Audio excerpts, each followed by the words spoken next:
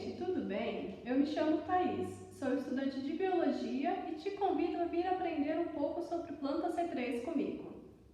Mas então, o que é uma planta C3? É a maior parte das plantas que a gente conhece no planeta. 85% do total das plantas são plantas C3. E por que elas recebem esse nome? Porque elas vão capturar gás carbônico e vão criar um composto intermediário chamado fosfogliceraldeído, que tem 3 carbonos.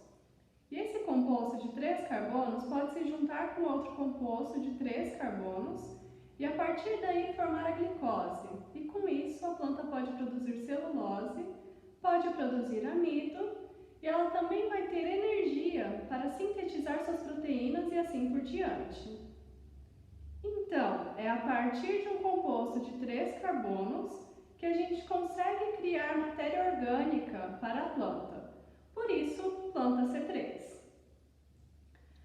As plantas C3 são representadas por praticamente todas as árvores. As leguminosas, como soja, ervilha, vagem, etc. E as gramíneas de inverno, como trigo e cevada.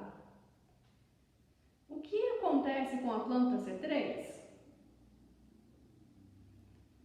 Na planta C3, o gás carbônico no ciclo de Calvin é fixado por uma enzima, a rubisco, ribulose 5-bifosfato carboxilase oxigenase. Essa enzima pega a ribulose, que é um composto de 5 carbonos, e traz um CO2, uma molécula de gás carbônico. Então, essa rubisco é responsável por fixar CO2, mas tem um detalhe.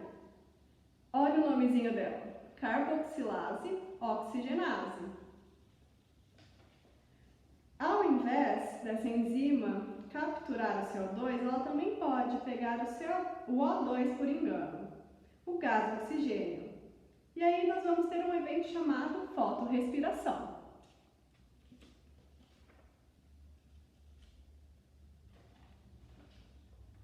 O problema disso é que toda vez que a rubisco pega o oxigênio, ela não produz matéria orgânica.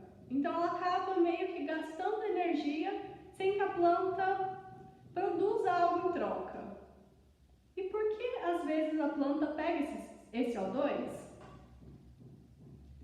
Muitas vezes as plantas pegam o O2 quando estão em estresse hídrico, quando está faltando água para ela. As plantas têm perfurações nas suas folhas e essas perfurações nós chamamos de estômatos. E por meio desses estômatos ocorrem trocas gasosas. É por ali que vai entrar CO2 e sair O2. Mas, quando a planta está com falta de água, ela fecha os seus estômatos porque é por ali que ela transpira. E ela não quer transpirar, ela não quer perder água. Mas e qual é o grande problema disso?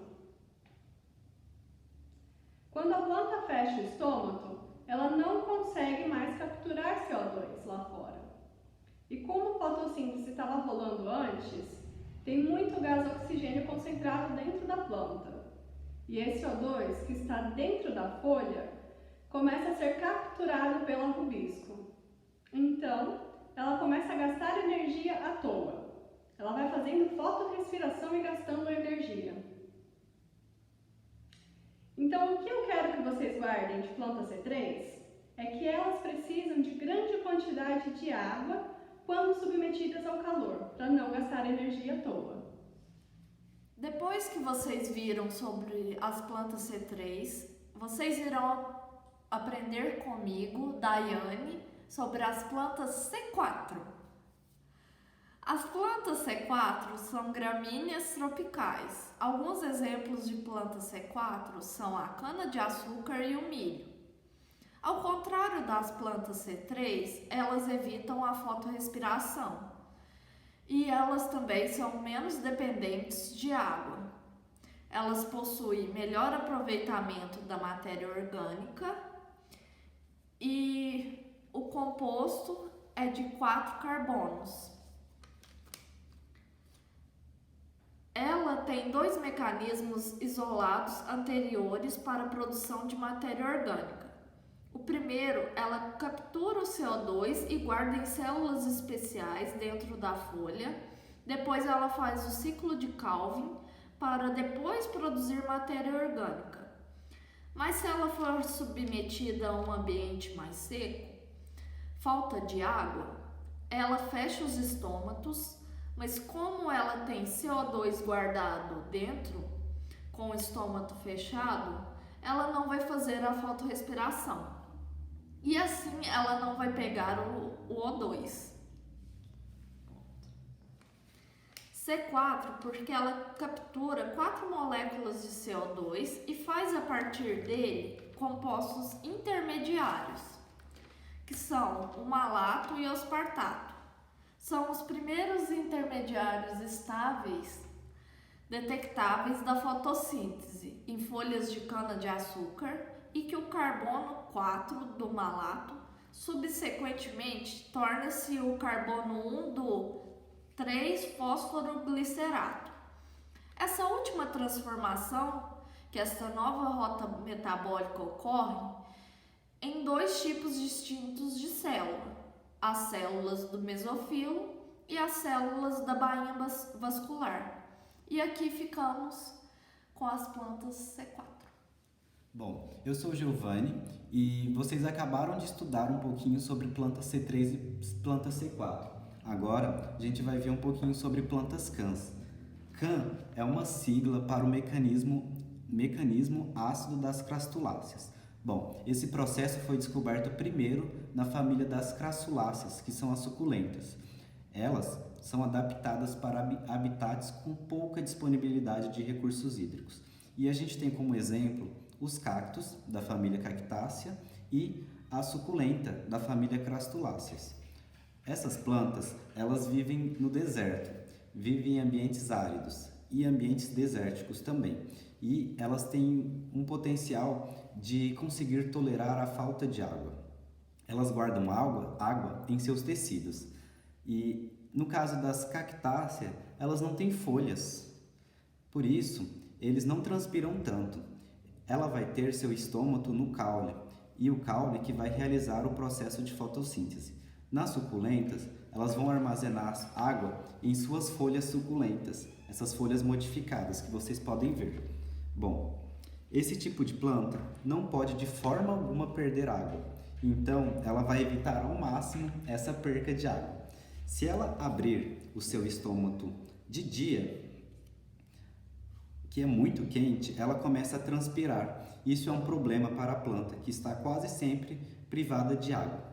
Então, o que ela faz? Bom, ela vai abrir o seu estômago de noite. Então, nas plantas CANs ocorre a abertura de estômagos no período noturno, onde a temperatura é mais baixa e à noite ela vai capturar também CO2 e transformando esse CO2 em um composto ácido, o ácido málico. À noite, quando os estômatos estão abertos, ocorre a fixação de CO2 em fosfoenol piruvato.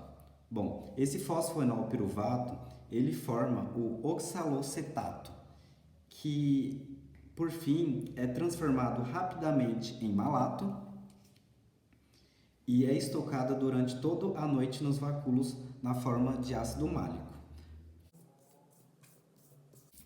Quando chega o dia, os estômatos se fecham e o ácido málico ele é retirado do vacúolo e transportado ao cloroplasto da célula, descarboxilados e produzindo assim piruvato e CO2.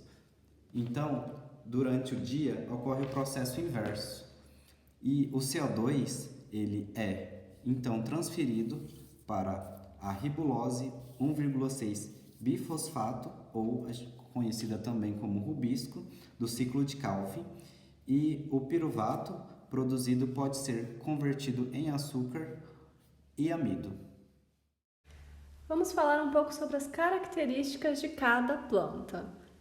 A anatomia foliar das plantas C3 São as células de parênquima palissático e lacunoso com cloroplastos com grana. Nas plantas C4, a anatomia é de crans, com células mesofílicas com cloroplastos com grana e células de bainha do feixe vascular com cloroplastos sem grana. Em plantas CAM, usualmente sem células palissáticas, vacúolos grandes nas células do mesofilo. Em relação às enzimas carboxilativas, nas plantas C3, a enzima é a rubisco. Nas plantas C4, existe uma separação espacial, a PEP-carboxilase nas células mesofílicas e a rubisco nas células da bainha vascular. Separação temporal. Nas plantas CAM, PEP-carboxilase na noite, no escuro, e rubisco durante o dia, durante a luz. Requerimento energético de cada tipo de planta, que é a proporção de CO2 para ATP para NADPH. Em planta C3, 1 para 3 para 2. Em planta C4, 1 para 5 para 2. Em plantas CAM, 1 para 6,5 para 2. E em relação à fotorrespiração, nas plantas CAM ocorre bastante frequência. Em planta C4 não ocorre, elas evitam esse tipo de mecanismo. E em plantas CAM também não ocorre, elas evitam esse tipo de mecanismo. Bom, vamos recapitular tudo o que já vimos até agora. Plantas C4 e CAM diferem-se basicamente das plantas C3 por possuírem duas reações de carboxilação. A já citada carboxilação promovida pela rubisco e a carboxilação promovida pela enzima fosfenolpiruvato carboxilase, a pepcase. Em planta C3, são aquelas que o produto resultante da carboxilação, a etapa bioquímica, é um composto de 3 carbonos, o 3-fosfoglicerato ou glicerato 3-fosfato. Possuem somente a enzima rubisco, pertencente ao ciclo de Calvin, como alternativa para a fixação do carbono. Esse grupo é composto pela maior parte das plantas, 85% de todas as plantas do mundo. Plantas C4 são assim chamadas por possuírem um ciclo C4 de fixação de carbono, resultando sua primeira reação de carboxilação em um composto de 4 carbonos, ou seja, o oxalocetato, produto da reação da pepicase.